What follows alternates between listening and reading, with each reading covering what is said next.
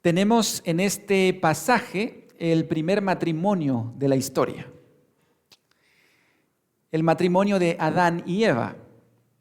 Y en este pasaje, mis hermanos, nosotros tenemos los principios fundamentales acerca del diseño divino para el matrimonio. Hoy el matrimonio está bajo ataque. El matrimonio sigue siendo hoy una de las instituciones que el mundo más quiere destruir, con modelos más modernos y vanguardistas, ¿verdad? Con matrimonios más inclusivos. Y estamos viendo cómo la sociedad ha cambiado dramáticamente en los últimos años y los valores bíblicos, morales, cristianos se han ido derrumbando. Por eso es importante conocer, a la luz de este pasaje, cuál es realmente el diseño de Dios para el matrimonio. Y lo tenemos justamente en este primer matrimonio. Por así decirlo, Dios fue el padrino de este matrimonio, ¿verdad? Porque Él hizo el jardín, Él proveyó el lugar indicado y Él puso al novio y a la novia justo en el lugar perfecto para hacer esta unión. Así es que esta mañana vamos a conocer los principios bíblicos del diseño original acerca de este primer matrimonio. ¿Se recuerdan ustedes que alguien preguntó una vez si el libro del Cantar de los Cantares es para los novios? ¿Será el libro de Lamentaciones para los casados? Parece ser que durante el noviazgo todo es cantar de los cantares, ¿verdad? Poema y todo está bien, pero una vez que se casan como que entran al libro de Lamentaciones y un hermano decía al libro de Apocalipsis de una vez, ¿verdad? Sin la parte final. Sin embargo, hoy vamos a conocer que el matrimonio es creado por Dios como un deleite. El matrimonio es uno de los mejores regalos que Dios nos ha dado como seres humanos. Es el pecado en nosotros que ha distorsionado eso y que a lo bueno ahora le llamamos malo. Pero el matrimonio es uno de los mejores regalos del Señor para disfrutarlo. Así es que vamos a empezar con el primer versículo de nuestro texto esta mañana, el verso 18, Génesis capítulo 2, verso 18, que dice lo siguiente: Y dijo Jehová Dios: No es bueno que el hombre esté solo, le haré ayuda idónea para él.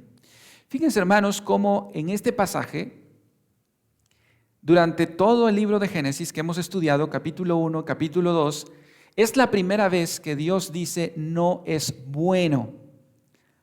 Porque en el capítulo 1, cada vez que Dios iba creando, la frase que terminaba es: y vio Dios que era bueno. Él crea la luz y dice: y vio Dios que era buena.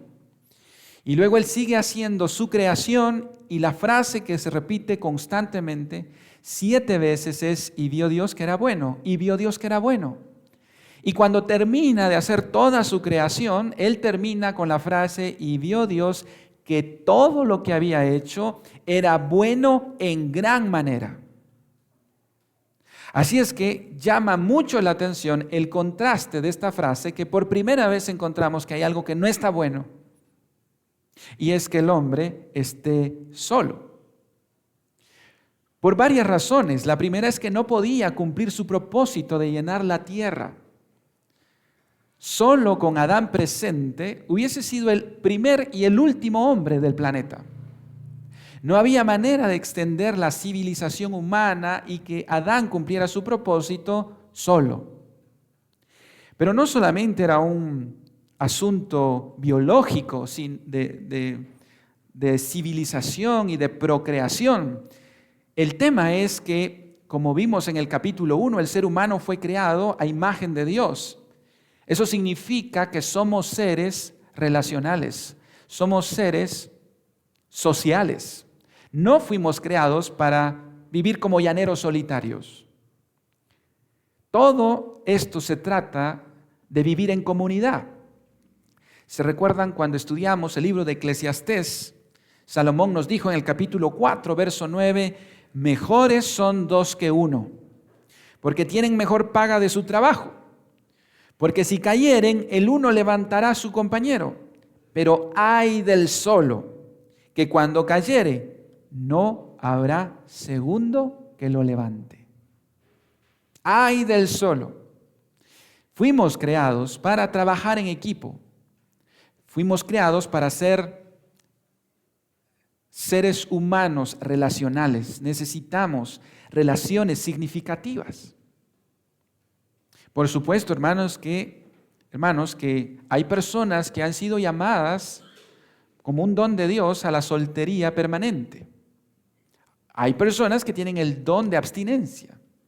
Pablo es uno de ellos, Jesús es uno de ellos, Timoteo también. Hay grandes hombres de Dios que no se casaron. El versículo dice, no es bueno, no dice es pecado, no es bueno que el hombre esté solo. Pero hay ciertas personas que Dios les ha hecho un llamado especial. Pero lo cierto es que la gran mayoría están llamados al matrimonio. Ahora, Jesús, Pablo y estas personas que no se casaron, no estuvieron solas ni solos. Vivieron en comunidad. No fueron llaneros solitarios. Siempre tuvieron relaciones significativas. Hay casados que viven solos, ¿sabía usted eso? Hay casados que se sienten solos, no son escuchados, no son atendidos. Así es que estar casado no significa que yo esté acompañado, no necesariamente. Lo que aquí está hablando es que aprendamos a vivir en comunidad y específicamente en el tema del matrimonio, por supuesto. Pero quiero hacer ese énfasis. El primer punto que encontramos acá es que el matrimonio, hermanos, es diseño divino, es una idea que surgió en el corazón de Dios. No fue Adán que dijo, mira, Dios, de verdad que me siento solo en esta tierra, ¿verdad? Sería bueno que hicieras alguna ayuda idónea. Esto viene de Dios, dice el verso 18, y dijo Jehová Dios, no es bueno que el hombre esté solo. Fue Dios, aun cuando Adán todavía no se había dado cuenta. De manera, hermanos, que el matrimonio no es producto de una evolución social, no es producto de una evolución cultural, es una revelación de Dios, es un diseño divino. Fue Dios el que creó el matrimonio, ¿verdad? Y algunos pensarán, hermano, yo pensaba que no, ¿verdad? Pensaba que era Adán. Es Dios el que diseñó el matrimonio. Por lo tanto, el matrimonio es bueno, agradable y perfecto. Pero es interesante porque ahora Dios va a preparar a Adán para el matrimonio. ¿Cómo lo hace? Versículo 19. En su Biblia, capítulo 2, verso 19. Jehová Dios, pues, formó de la tierra toda bestia del campo y toda ave de los cielos, y las trajo a Adán para que viese cómo las había de llamar. Y todo lo que Adán llamó a los animales vivientes, ese es su nombre. Pregunto, hermanos, ¿cómo preparó Dios a Adán para el matrimonio? Según este pasaje. Lo puso a trabajar. Y a Adán se le encomendó la tarea taxonómica más grande de la historia, clasificar y poner nombre a los animales. Y Adán empezó de cero. Hoy nosotros tenemos el león y la leona, la jirafa, etc. Pero Adán tuvo que hacer ese trabajo de clasificarlos y nombrarlos. Y eso seguramente le llevó bastante tiempo. Imagínense ustedes, era solo Adán para poder ponerle nombre a todos los animales. Dios en su infinita sabiduría sabe que el trabajo prepara al hombre para un compromiso como el matrimonio. O sea que si hay un jovencito que se quiere casar y se pasa jugando todo el día Mario Bros, que no quiere trabajar y que quiere que mamá y papá sostengan también a su novia y a su futura esposa, pues no es buen camino para pensar en un matrimonio. Dios pone a Adán y lo prepara trabajando. Esa es la manera en que forja esa responsabilidad en Adán, lo pone a trabajar. ¿Y cómo es la sabiduría de Dios? Porque en el proceso, Adán empezó a notar, el primer científico taxonómico fue Adán, clasificar a los animales, nombrarlos. Y en ese proceso, Adán se empezó a dar cuenta que el toro iba con la vaca, que el caballo iba con la yegua, que el león iba con la leona. Y Adán empezó a hacerle clic, como decimos, y empezó a decir, parece que yo no tengo con quién coincidir. A Adán en absoluto le hubiese gustado compartir con un perrito, una perrita, un gatito. No llenaba eso su vida. En la creación estaba solo. Y por eso el texto en el verso 20 dice lo siguiente. Vean en su Biblia, capítulo 2, verso 20.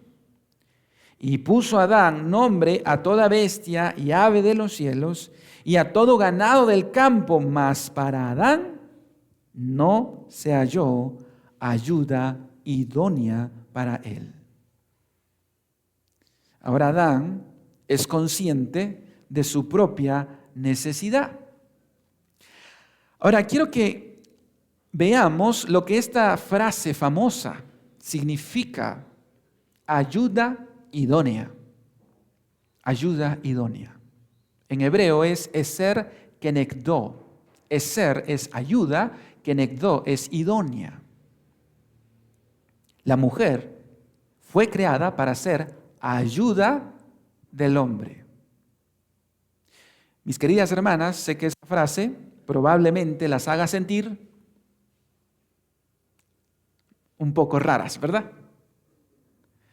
Por el movimiento feminista contemporáneo y el famoso empoderamiento de la mujer, escuchar que la Biblia dice que es ayuda del hombre probablemente tenga una connotación negativa, degradante, humillante. Sin embargo, esta palabra eser, ayuda, es una palabra rica, poderosa, especial, que no tiene nada que ver con inferioridad, sino todo lo contrario. ¿Sabe qué palabra usa Dios para describir la relación de Dios con su pueblo? La palabra ayuda. Dios se presenta como la ayuda del creyente. Dice Éxodo capítulo 18, verso 4, y el hombre se llamaba Eliezer, hablando del nombre de los hijos de Moisés, y vamos a ver su significado, porque dijo, el Dios de mi padre me ayudó y me libró de la espada de Faraón. Dios se presenta aquí como la ayuda del hombre. Y no por eso es inferioridad, todo lo contrario. Y en Primera de Samuel, capítulo 7, verso 12, dice, tomó luego Samuel una piedra y la puso en Mizpa y Sen, y le puso por nombre Ebenezer, diciendo, ¿qué significa? Hasta aquí nos ayudó Jehová. La palabra misma que se utiliza en Génesis. Notan cómo Dios se presenta ante su pueblo como Eser, como ayuda. Y en Salmos 46, verso 1, es un salmo tan conocido, dice, Dios es nuestro amparo y fortaleza, nuestro pronto auxilio en las tribulaciones. La mujer, entonces, es ese pronto auxilio de Dios para el hombre. ¿Se dan cuenta, hermanos, que esto nos cambia el chip que nos ha metido el mundo moderno de que ser ayuda es algo como ser inferior? Sino tiene que ver con una riqueza para la relación matrimonial. Por el otro lado, la otra palabra en hebreo es kenegdo, idónea. ¿Y qué significa? Ya vimos qué significa la palabra ayuda. Ahora la palabra idónea en hebreo es kenegdo. Y aquí es algo interesante porque esa ayuda idónea quiere decir que es igual a él pero diferente. Es un contraste complementario. O sea, ser ayuda idónea no es que la mujer va a decir amén a todo. Es que tiene una visión distinta, que ayuda al hombre a tener una visión integral de las cosas. Y miren, hermanos, de verdad que estudiando, gloria a Dios por el libro de Génesis. Porque el libro de Génesis hace una limpieza en nuestra mente de todo lo que la cultura y la época moderna nos nubla y nos bombardea. Y Génesis nos ayuda a entender realmente, nos limpia la visión para entender el diseño original. Ser ayuda idónea es un contraste complementario. Es un punto de vista distinto al del hombre, lo cual enriquece la relación. Nosotros decimos, 2 cabezas piensan mejor que una. Esa es la idea de ser una ayuda idónea, alguien que puede enriquecer al otro. El mejor ejemplo de esto es lo que sucedió con Abraham y su esposa, Sara. Sara fue una ayuda idónea para Adán. A veces tenían sus conflictos, a veces tenían sus peleas. Pero Sara pudo ver algo que Abraham no podía ver, y era que su matrimonio se estaba destruyendo. Porque ambos quisieron darle una manita a Dios, ¿recuerdan? Y como Sara no podía tener hijos, ambos se pusieron de acuerdo para darle una manita a Dios. Dijimos, ¿sabes qué? Mejor acuéstate con Agar, con la sierva. Y tuvieron un hijo. Y eso empezó a traer conflictos matrimoniales. Porque Agar empezaba a burlarse y a hacer de menos a Isaac. Después cuando ya ambas tenían un hijo. Y esto empezó a traer fricciones. ¿Por qué? Porque el diseño de Dios en Génesis es la monogamia, no es la poligamia. Es matrimonio entre un solo hombre y una sola mujer. Cuando se viola eso, hay conflicto. Salomón llegó incluso a aborrecer la vida. David, usted sabe, el gran conflicto que se le armó en el palacio por tener varias mujeres. El diseño de Dios es único. Y cuando empezaron a tener conflicto, Sara le dijo a Abraham, despide a Agar, porque está destruyendo el hogar. Y Abraham no quería hacerlo, porque dijo, eso es demasiado cruel. Y Dios le dijo, escucha a tu ayuda idónea. Fíjense lo que dice Génesis 21:12. Entonces dijo Dios a Abraham, no te parezca grave a causa del muchacho y de tu sierva. En todo lo que te dijere Sara, ¿qué dice? Oye su voz, porque en Isaac te será llamada descendencia. Hermanos, hay que escuchar la voz de la esposa, porque es la ayuda idónea. Miren qué interesante, hay que escucharla. Y Dios le dijo, escucha a tu esposa. ¿Verdad que las mujeres tienen ese sexto sentido, verdad? Sí, definitivamente. Y la frase favorita de la esposa después es, te lo dije. Te lo dije, ¿verdad? Te lo dije. Esa es la idea bíblica de ser ayuda idónea. Alguien que contrasta, alguien que tiene una visión distinta. Ahora, imagínense ustedes que estamos en el capítulo 2. Todavía no había entrado el pecado. Estamos en el capítulo 2, estamos en el paraíso y ya necesitaba Adán una ayuda idónea. Imagínense ahora, después de la caída. Si antes de la caída el hombre necesitaba ayuda idónea, imagínense después. ¿Cuánto más necesita el hombre una ayuda idónea? Bien, entonces Dios, ahora que Adán ha descubierto su necesidad, Dios es nuestro proveedor y Dios va a proveer la solución a esta soledad de Adán. Y ahora Dios va a crear a Eva. Lo interesante del pasaje que vamos a leer es que Dios no usa el mismo método para crear a Adán. Adán, ya hemos visto, fue creado del polvo de la tierra. Y se esperaría que entonces Eva fuera creada también del polvo de la tierra, pero Dios sigue un método distinto para crear a Eva. Y hemos visto, hermanos, cómo la creación viene de lo menos complejo a lo más complejo, de la materia, el tiempo y el espacio a los seres vivos, de los animales a el ser humano, y viene así de lo menos complejo a lo más complejo. La creación de Eva es lo último que se crea. Es lo último que hay en la creación. Y como le dijo el maestresala a Jesús en las bodas de Caná, el mejor vino fue preparado para el final. ¿Cómo hace Dios a la mujer? Versículo 21. En nuestra Biblia, veamos en nuestra Biblia, verso 21. Entonces Jehová Dios hizo caer sueño profundo sobre Adán. Le aplicó anestesia, ¿verdad? La primera cirugía. Y mientras éste dormía, tomó una de sus costillas y cerró la carne en su lugar. Y de la costilla que Jehová Dios tomó del hombre, hizo una mujer y la trajo al hombre. ¡Wow!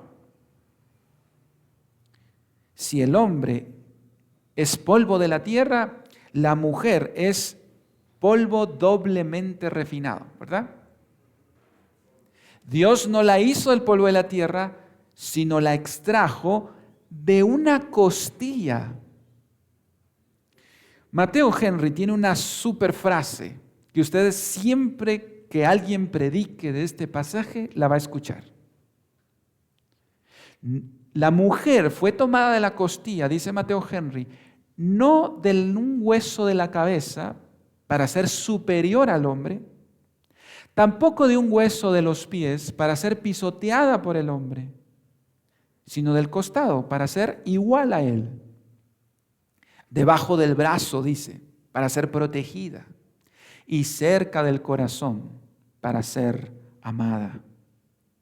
Qué interesante. Dios en su sabiduría hace a la mujer de una costilla del hombre. Y me llama mucho la atención, como nota al pie, cómo el relato de Génesis es tan lógico para nosotros hoy. Porque la primera cirugía que se hizo tuvo que haber sido Adán durmiendo. Hoy toda cirugía se hace con anestesia. ¿Y cómo sabía Moisés que la forma más lógica era dormir a Adán? Eso supera cómo la sabiduría divina está en medio de todo esto. Todo coincide.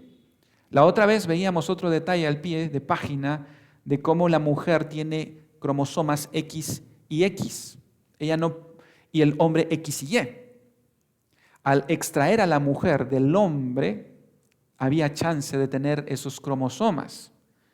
Pero si hubiese sido al revés, no tendría lógica, porque la mujer es X y X, y extraer al hombre del material genético de la mujer nos daría X y X.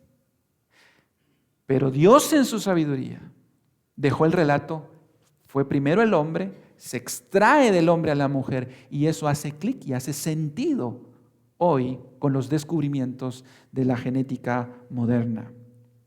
Pero hermanos, antes de pasar al siguiente versículo, quisiera que viéramos la interpretación del Nuevo Testamento acerca de qué significa a nivel teológico que la mujer haya sido extraída del hombre.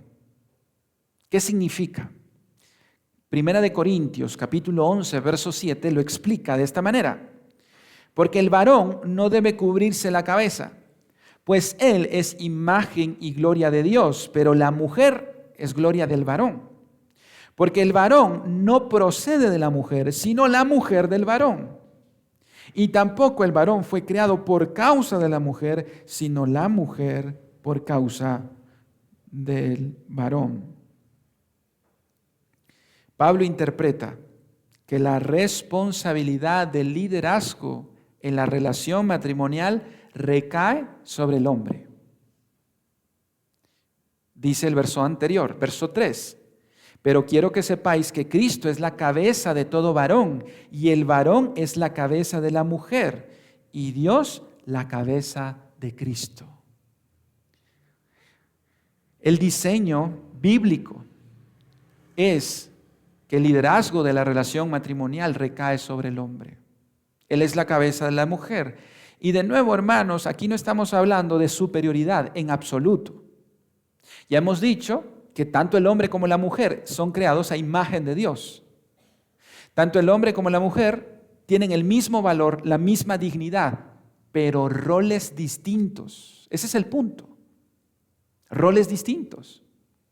Y es interesante cómo este pasaje alude a la Trinidad. Así como el Padre dice, Dios es la cabeza de Cristo. ¿Y Cristo no se siente inferior? ¿Cristo no deja de ser menos Dios por eso? Sino son roles establecidos. Así como el varón es cabeza de la mujer, Dios es la cabeza de Cristo. ¿Sabe qué significa ser cabeza? Que el hombre es responsable de lo que suceda en el matrimonio. ¿Sabe que el Nuevo Testamento dice, por el pecado de un hombre entró el pecado a la humanidad? No dice por el pecado de una pareja o por el pecado de Eva, por el pecado del hombre. Cuando Adán y Eva fallaron, sabemos que Eva comió primero del fruto prohibido, luego lo dio a su esposo. ¿Y a quién llamó Dios? A Adán. A Adán. Eso es como que una esposa fuera infiel en el matrimonio y Dios llamaría en primer lugar al hombre.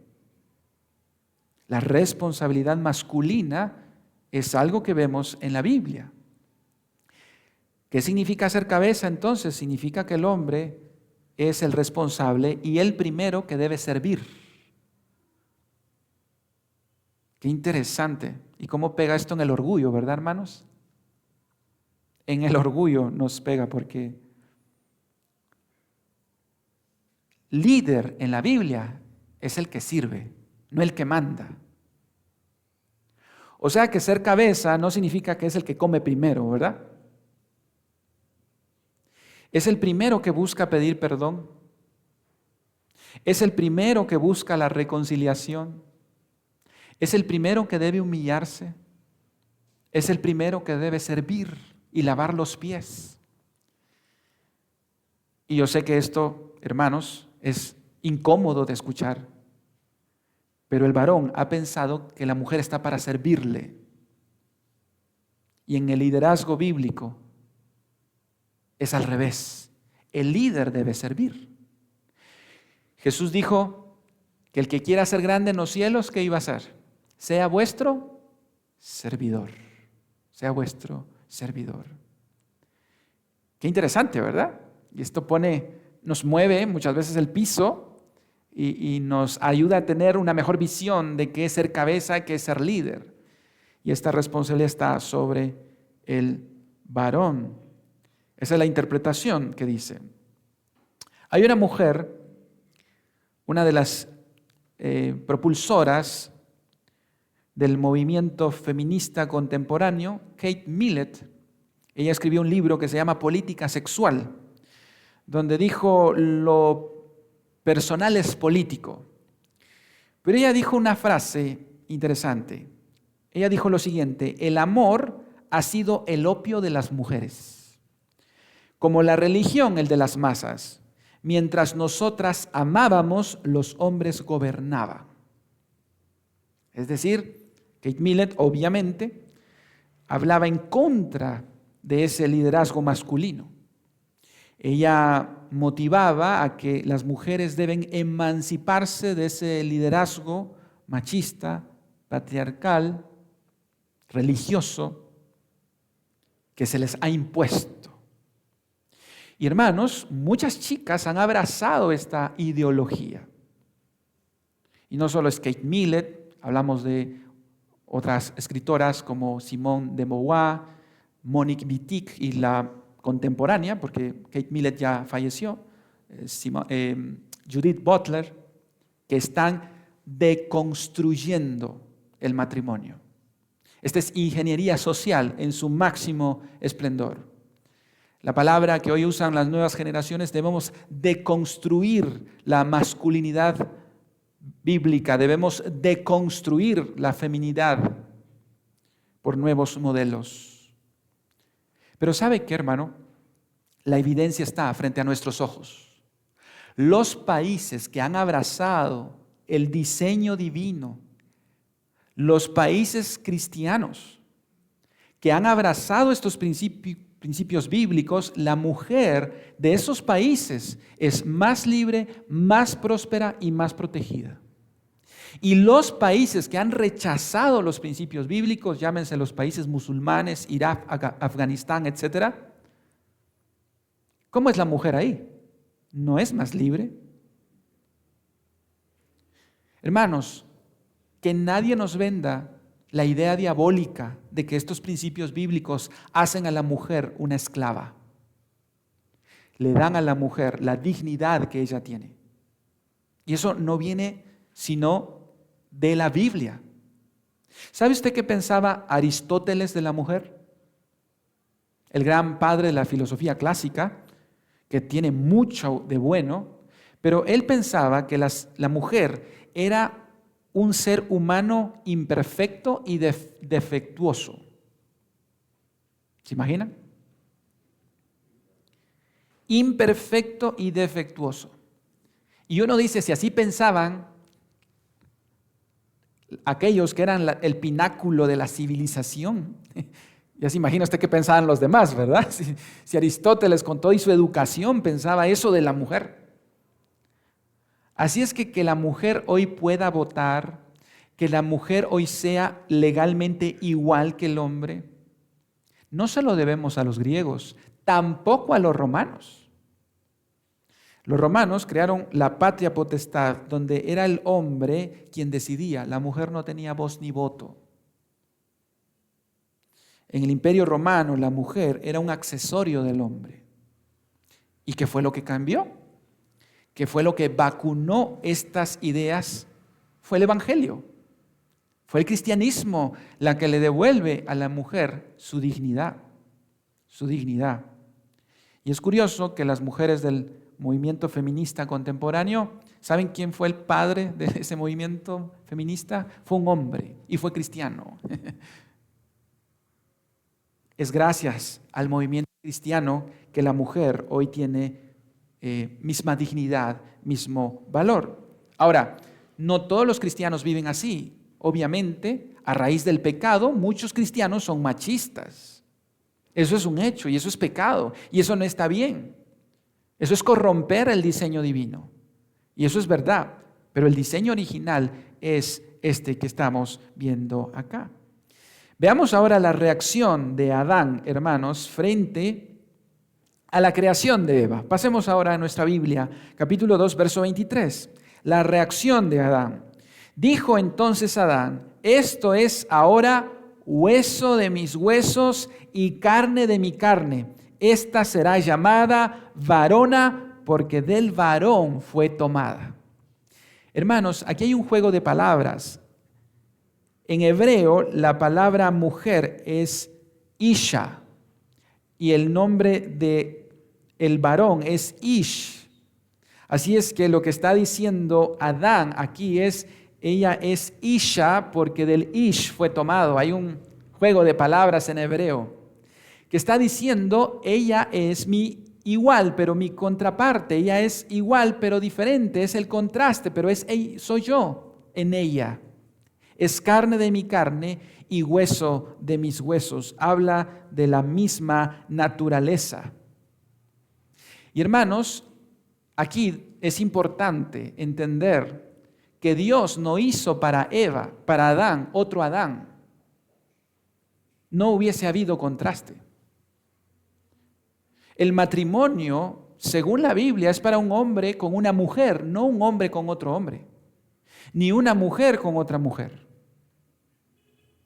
No puede haber un contraste, una complementariedad, ni siquiera biológicamente. La raza humana no se podía seguir o multiplicarse. El diseño divino es un hombre y una mujer. Hoy la sociedad contemporánea ha cambiado ese modelo. Yo he ido a apoyar en unos devocionales un colegio en Chimaltenango y los directores me comentaban del gran reto que hoy tienen, porque hay niños que en reuniones de padres de familia va su papá y su papá. Y hay niñas que cuando los van a recoger va su mamá con su mamá, que son pareja, que son esposos. ¿Qué es lo que está pasando?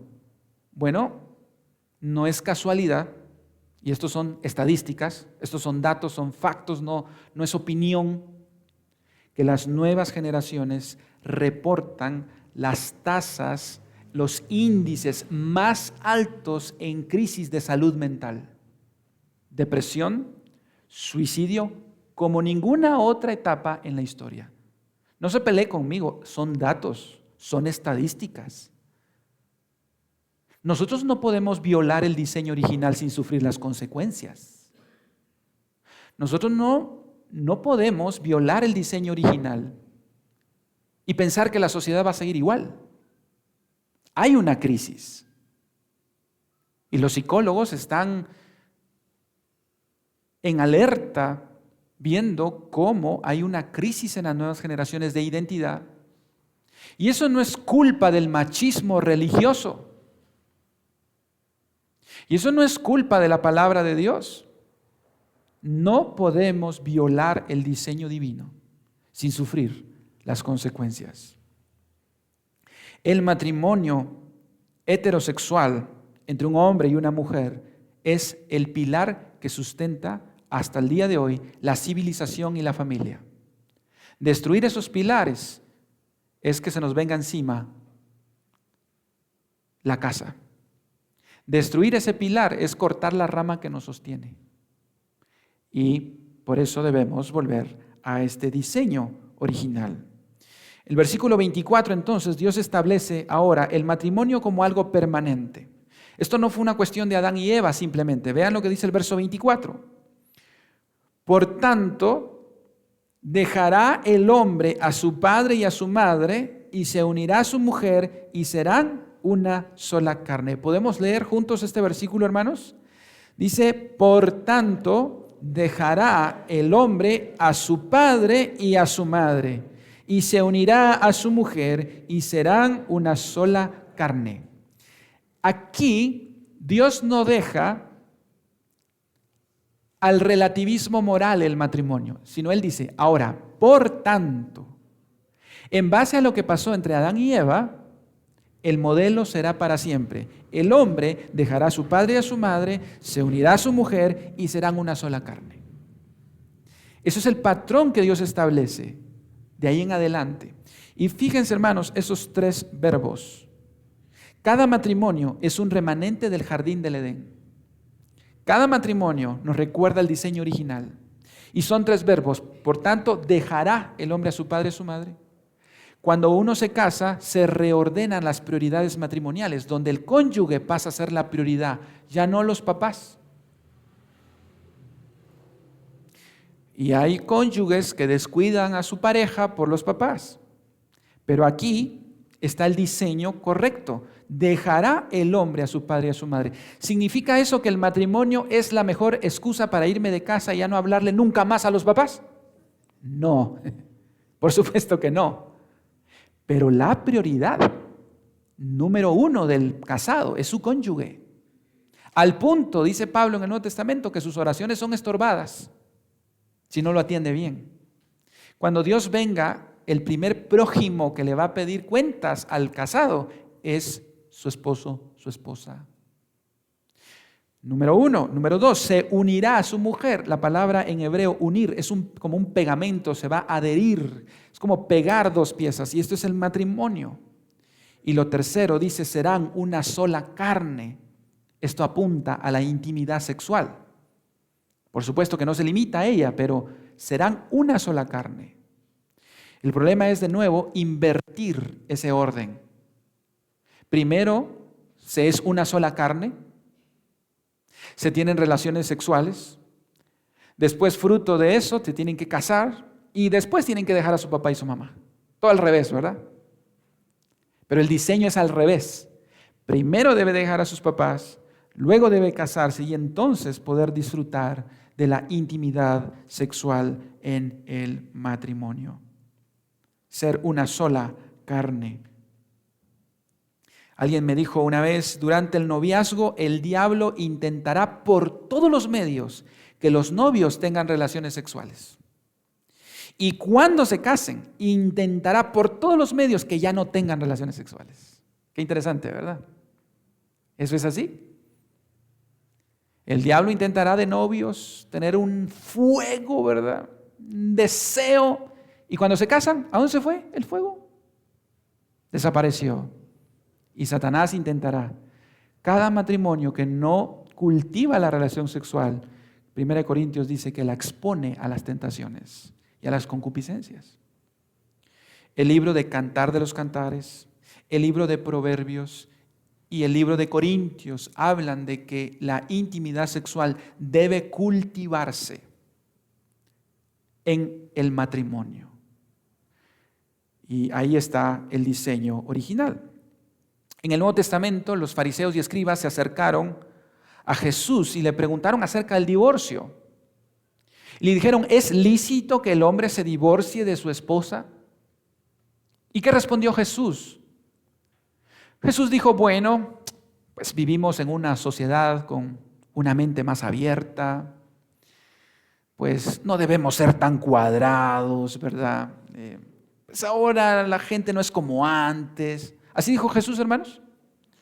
¿Saben qué hizo Jesús? Citó el Génesis capítulo 2 como autoridad. Y dijo lo siguiente.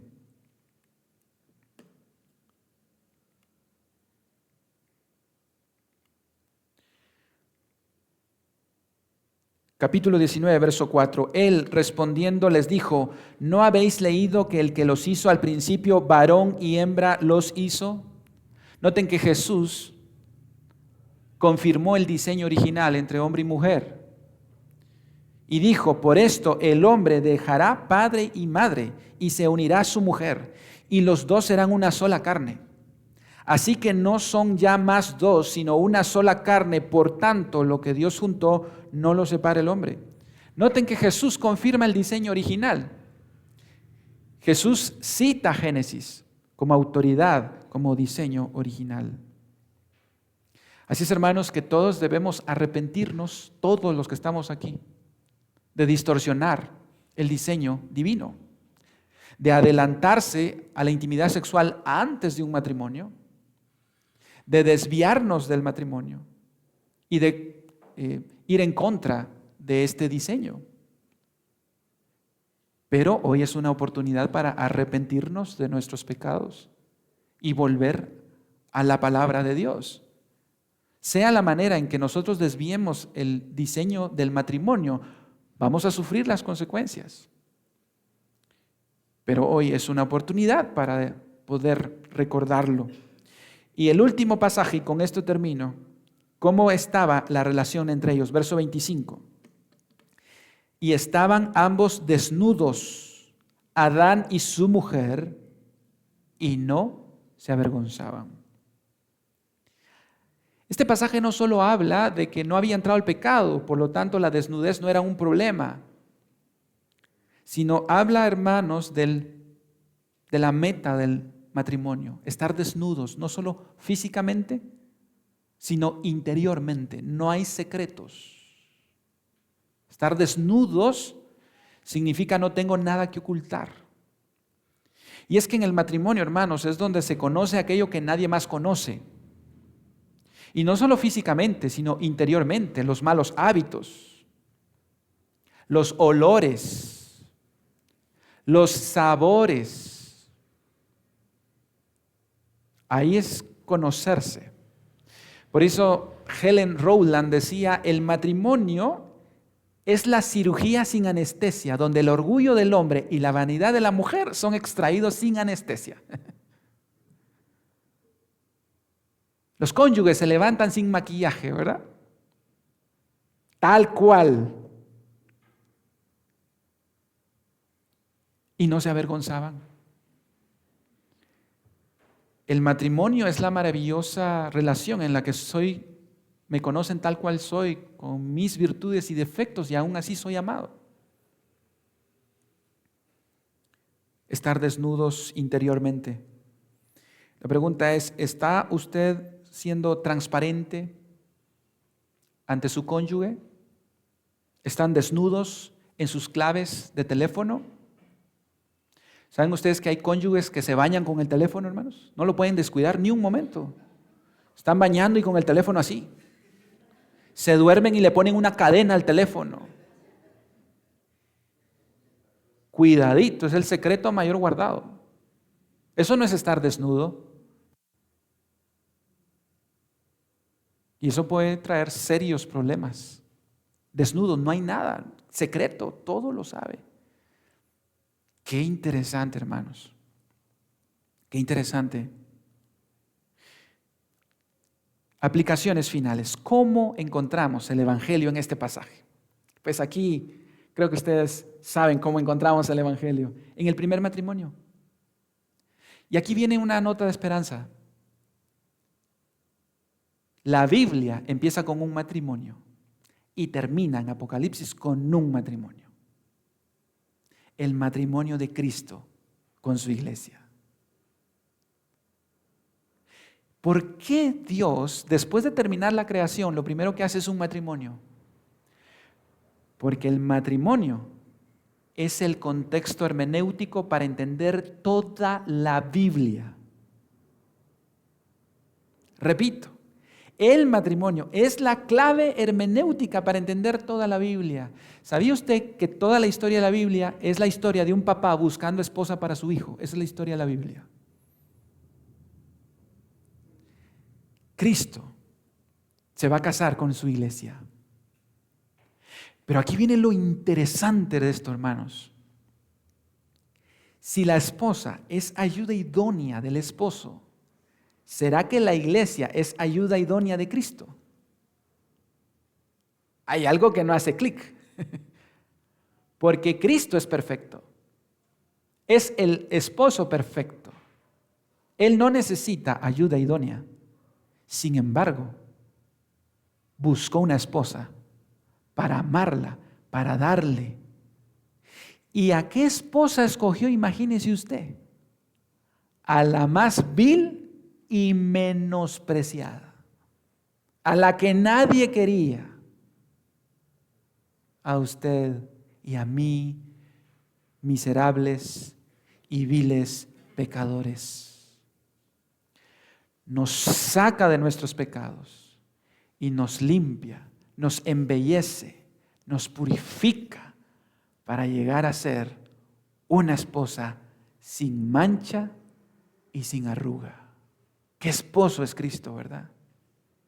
Y aquí es donde quiero terminar dando notas de esperanza, porque yo sé que uno piensa en el matrimonio de los que están casados, y dirá, hermano, pero mi matrimonio no es como el matrimonio de Adán y Eva.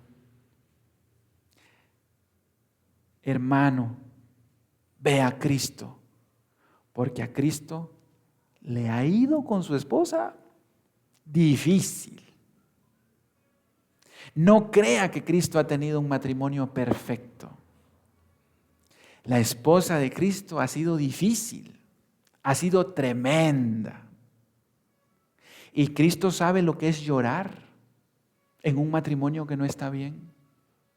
Cristo sabe lo que es sufrir. Cristo sabe lo que se siente un cónyuge que no es comprendido. Cristo sabe lo que siente un cónyuge que es traicionado. Cristo sabe lo que es un cónyuge sufriente. Y Él está haciendo la lucha con su esposa. Y va a concretar. Cristo jamás le va a dar carta de divorcio a su iglesia. Y esa boda se va a dar en Apocalipsis 21 y 22. Así como no es bueno que el hombre esté solo, no es bueno que usted esté aquí sin Cristo. Y si usted necesita arrepentirse de sus pecados, hoy es un llamado, porque Cristo lo ama.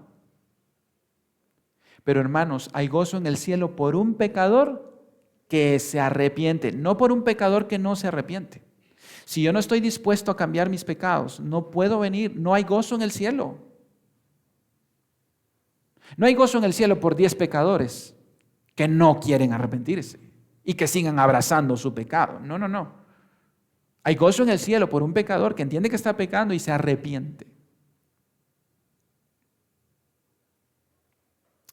Vamos a orar en esta mañana.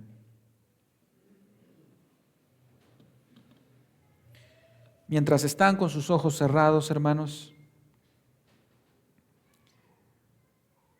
si hay alguien acá que esta mañana quiere venir a los brazos de Cristo en arrepentimiento y fe, pueden levantar su mano y orar. ¿Alguien quiere entregarle su vida a Cristo esta mañana? ¿O reconciliarse con Él? Amén. Gloria a Dios. ¿Alguien más? Hoy es un buen día para reconciliarnos con el Señor. Amado Padre, qué gloriosa es tu palabra, Señor, y cuán lejos estamos de ese diseño divino. Perdónanos, Padre Celestial. Todos acá, en algún momento hemos violado el diseño original, todos, del matrimonio, haciéndolo a nuestra conveniencia, haciéndolo conforme a nuestras concupiscencias. Señor, nos arrepentimos de nuestros pecados. Abrazamos tu palabra y solicitamos la gracia divina para vivir en santidad y en integridad de este diseño glorioso que tú creaste. Señor, haz morir todo egoísmo, todo orgullo, para dar paso, Señor, a la humildad de Cristo, el novio ejemplar, el esposo ejemplar. Que pongamos hoy nuestra mirada en Cristo como el modelo perfecto a imitar, en el nombre de Jesús. Y Señor, te pido por aquellos que han levantado su mano y aquellos que quizás no la levantaron, pero hoy están reconciliándose. Señor, tómanos para la gloria de tu nombre y tráenos de vuelta a casa, Señor. Lo pedimos en el nombre de Jesús. Amén.